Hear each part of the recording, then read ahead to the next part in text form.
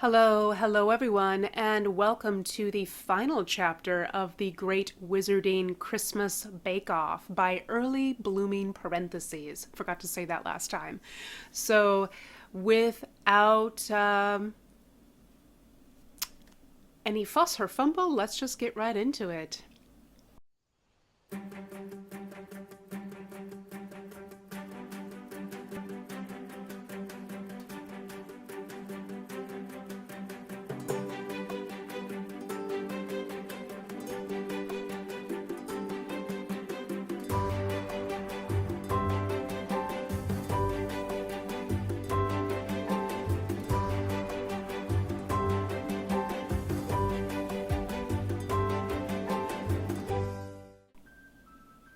Chapter 3, Showstopper. The four bakers enter the tent. Harry is fresh-faced and determined. Happy Christmas, Harry. Happy Christmas. Sybil is stepping in grave and Sirius. Sirius is whispering something in Remus's ear. Remus is smiling. Welcome back, bakers, to the second day of the Great Wizarding Christmas Bake-Off. Say hello to my new friend. I found her outside this morning and brought her in from the cold. She is holding a tabby cat with a big Christmas bow around its neck and stroking its head. I'm going to call her Jingles. Fleur? Yes, Tonks? I think there's something you should know. And what's that? Maybe you should put the cat down first. Oh, but she's so sweet. Yeah, sweet. She takes the cat from Fleur and places it on the table. Rapidly, the cat changes into Minerva, who crosses her ankles primly and looks over her glasses at Fleur. Hello, Minerva. I thought it was Jingles now. Cut to Remus outside. Day 2. Time to get serious. Serious, not... Oh, you know what I mean. Oh, it's definitely time to get Remus. If by get you mean trouse him thoroughly. Of course, I shouldn't forget Harry. He's ridiculously talented for someone so young. It's like he's been preordained as the chosen baker of his generation or something. I spent yesterday evening consulting the tea leaves. It is quite clear to me who will win today. But I mustn't give it away. Seeing the future is a dangerous gift. I think people underestimate me because I'm young, but I want to prove them wrong. I got so close last time. My friends are all watching, and I want to do this for them, you know? Cut to inside the tent, where the judges and bakers face each other. Today's challenge is a sweet one. Minerva and Horace would like you to make a spectacular sugar showstopper. This must be a cake with at least 3 layers, decorated with elaborate and festive sugarwork. It must be both beautiful and delicious. On your marks, get set, bake! Cut to Harry, who is putting butter into his mixer. I've practiced this so much this week, it's worked maybe half the time. Cut to Sirius, who was assembling a large array of bright natural food colors. What do you have for us, Sirius, my boy? My sugar showstopper is a 3-tiered cake with a different flavor for each tier. It's sweets-themed in honor of many a boyhood Christmas visit to Honeydukes. So the bottom layer is going to be chocolate frog inspired. It's marbled chocolate and pistachio, so brown and green. The middle layer will be based on peppermint toads, but with a grown-up twist. I'm using peppermint schnapps as flavoring. And the top layer will be a fizzing whizbee themed. Creamy orange with ginger and cardamom. And in the center there's a fizzing whizbee that should, fingers crossed, fizz out when the cake is cut. Fizz rather than explode. Right, fingers crossed. And the decorations? sugar sweets, lemon drops, pear drops, Bertie Bott's, sugar quills, and a big Christmas sugar bowl on top. Sounds delightful.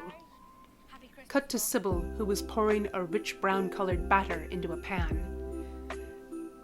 Hello, Sybil. What have you got for us today? Well, I had a prophetic dream in which an entire showstopper appeared to me. So I'm recreating what I saw. And what did you see? 4 layers, alternating dark chocolate and gingerbread, all the same tier, forming a very high plinth covered in dark chocolate mirror glaze, and atop, spun from sugar, a ghost of Christmas past. How sinister! The ghost of Christmas past will be a tall, dark figure, mysterious, robed with burning red eyes. Nothing more British for Christmas than a good scare. Good luck, Sybil. Luck has nothing to do with it. This is all down to fate. Cut to Remus, who was sliding his first layer into the oven and whose nose is tipped with flour. Happy Christmas, Ron. Remus, love, you've got something on your nose. She wipes it off. That could have been there on purpose, you know. Was it, Remus? Absolutely. It's a new fashion statement. I'm sure it'll be successful. Maybe earn you a Christmas kiss or two. Well, this should help. He shows them a drawing of a cake topped in mistletoe. I'm trying for more style this time. The cake is 3 tiers, each one a different flavour, and each frosted in a different colour of Swiss meringue, buttercream dusted with edible glitter. Ooh la la, you're going for style. That's the plan. So the first layer is eggnog with rum, the second is bourbon and brown sugar, and the third is champagne and grapefruit. Oh my goodness, Remus, you've made an old man very happy. Sirius has only got one sort of alcohol in his cake. What's that? Remus's cake has rum, bourbon, and champagne. Oh, well, I'm going for his Christmas dinner then. I think we'll all be there. Happy Christmas. Not Harry, though. Aren't you still too young to drink? I've been legal for 6 months now. Remus, what about your decorations? You mentioned aiming for style this time around. Ah, yes. The layers will be decorated with spun sugar dipped cherries, lots of spun sugar lace, sort of a cloud of it, I'm hoping, and at the top a big sugar mistletoe. Green and red, of course. And who's this lucky person you're planning to kiss underneath it? Well, that would be telling. Cut to Harry, who was consulting his recipe while stirring a pot on the stove. What are you planning for your showstopper, Harry? Okay, so mine is inspired by Hogwarts Christmas feast. I spend a lot of holidays at Hogwarts, my first good ones, actually, and there's just something so special about them. The decorations and the food. The house elves do an amazing job, and my friend Hermione told me to make sure I said that. Tell us about each layer. The bottom one is for my friend Ron. It's cranberry, because he loves the roast turkey at Hogwarts, which always has amazing cranberry sauce. And the second layer is Hermione's. She's not as big into food as me and Ron, but she really enjoys the sticky toffee pudding, so that's what the second layer is. With extra dates, because that's what she likes best. And then the third layer is pumpkin pasty themed, because I couldn't choose my favourite, and that seemed like a good one to end with. And the decorations? It's all meant to look like a big spun sugar Christmas tree. You'll cut through the branches to get to the cake, and it's decorated with gold leaf truffles like the baubles on the Hogwarts trees, and I've got some charmed cranberries that'll grow like fairy lights. Now I want to be back at Hogwarts for Christmas. I know, right? It's just really important to me that I get this showstopper right. I want to really pay tribute to the place I first felt like I was home. That's a very lovely sentiment, Harry. The camera zooms in on first Remus and then Sirius, who are both wiping their eyes. Shots of Sybil assembling her layers, Sirius grinding down peppermints into fine powder, Harry cooking dates, and Remus dipping cherries in spun sugar and letting the sugar drip down into thin threads. 30 minutes left, bakers. Oh no, oh my goodness. Sirius, whose hair is sticking out and flour all over his apron, grabs the bottle of peppermint schnapps and takes a theatrical swig.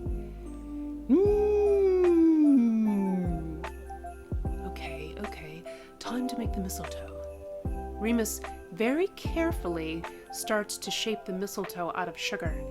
The camera finds Sirius, who has forgotten his showstopper momentarily and is standing with the bottle of peppermint schnapps and watching Remus work. Sirius, what? Oh, yes, sweets. Fizzing Whizbies. That fizz, not explode. Something else is fizzing in here, or maybe sizzling is a better word. Cut to Sybil. She is draping dark chocolate strands of spun sugar over a mold. That's it. Easy does it. Oh, wow, that really looks like a ghost. Why, thank you, dear. In my dream, you see, I saw... Oh, shit! Shoot! In attempting to place his clouds of spun sugar on the cake, Remus has knocked his elbow into his liquid measure, which falls on the ground. It drags on the parchment paper he is using, and 2 of the cherries fall off the counter.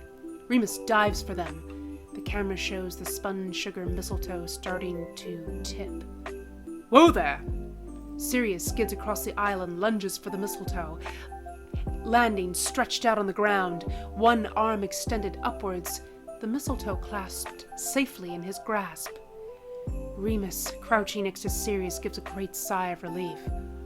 Oh my god, thank you. Any time, of course. It's no trouble. He glances up. Remus follows his gaze. The spun sugar mistletoe is directly above their heads. Remus turns pink. He clears his throat. Oh, what the hell? It's Christmas. He kisses Sirius on the mouth. Sirius freezes for a moment and then kisses back. You'd better not drop my mistletoe. Right! They clamber to their feet, only to be faced with, on the other side of the counter, Tonks, Fleur, Horace, and Minerva all staring at them. Harry, across the room, gives a whoop. Tonks starts clapping. Oh, do shut up. My! Or it is a Christmas miracle. I believe you have 5 minutes to complete your bakes. Ah! Sirius runs back to his counter. I'm going to trouse you, Remus. Probably so. And now for the glowing red eyes. Bakers, your time is up. Harry collapses onto a stool. Sirius surveys his extremely brightly colored cake. Remus adjusts the mistletoe one last time and then steps back. Sybil, will you bring your showstopper up, please? Sybil's showstopper is a very tall, cylindrical cake covered in dark brown mirror glaze. A sinister, spun sugar figure sits atop it, its robes draped down around the sides of the cake. Its arms are outstretched, and its eyes glow red. Well, this is quite something. Indeed. Really clever, I think. You've done a nice job with the detail. And it's dark chocolate and gingerbread. Cuts well. Very moist. I think you could do with a bit more ginger. Really? really original, Sybil. Thank you. Sirius? Sirius brings up his cake. It's very heavy and absolutely covered in spun sugar sweets. What a feast for the eyes. It's extremely bright. Thank you. Cunning little ice mice. Very nice. Oh, well, that chocolate pistachio is just right. I do like the peppermint, but it's a bit strong. Overpowers the other flavors. I agree. And are we brave enough to cut the fizzing Whizbee layer, do you think? Perhaps we should let Sirius do it. She hands him the knife. He holds his breath and slices into the top layer. There's a fizzing sound, and for a moment he smiles, delighted. Then bubbling orange liquid pours down the sides of the cake, off the plate, and onto the floor. Happy Christmas, Ron. Honestly, it could have been much worse. Remus, your showstopper, please. Remus brings up his cake. It's a lovely sparkling concoction with feathery spun sugar poofing out from the sides and the mistletoe on top. A real treat for the eyes, Remus. Well done. And a treat for the liver, if it's as liquor-soaked as you planned. And a treat for Sirius's mouth. Remus blushes. Sirius grins unrepentantly and gives Remus the thumbs up. The judges taste the cake and their eyes widen. Ooh, my! Oh, my. That's very... We'll be too tipsy to judge. My goodness, that's a lot of alcohol. Too much? Horace shakes his head and Minerva nods. I'd better settle the tie. Tonks nabs a bit of cake and coughs. Mannen's balls, Remus! Whoops. All right, Ellie, your turn. Harry brings up his showstopper. It's stunning. A gorgeous spun sugar tree decked with gold truffles and glowing cranberries. A sparkling sugar H sits at the top. The Hogwarts, you know. Ooh, yes. Harry, this is simply lovely. Yeah? A marvel, my boy. Hate to cut into it, but... I thought the cranberry would be too tart, but in fact it's just right. A very reliable sticky toffee pudding. Let's see about the pumpkin. Goodness, there is the allspice and the cinnamon, yes, and the frosting is, well, the texture is exquisite. Well, thank you. You did your friends and your school proud, Harry. She covertly brushes away a tear. And now it's time to celebrate with friends and family and announce the great Wizarding Christmas Bake-Off champion. Cut to outside the tent, where friends and family have assembled on the lawn. They are wearing festive scarves and hats, and a children's choir is singing carols. The 4 bakers walk out of the tent, each holding their showstoppers. I have a very great pleasure of announcing our Christmas winner. It was a tight competition with plenty of ghosts, alcohol, and holiday romance. But the winner rose above and beyond, spicing up the signature challenge and wowing the judges with his decadent feast of a showstopper. The great Wizarding Christmas Bake-Off champion is... Harry! The crowd bursts into applause. A large number of red-haired individuals cheer wildly, and a girl with bushy hair gives Harry a big hug. Wow,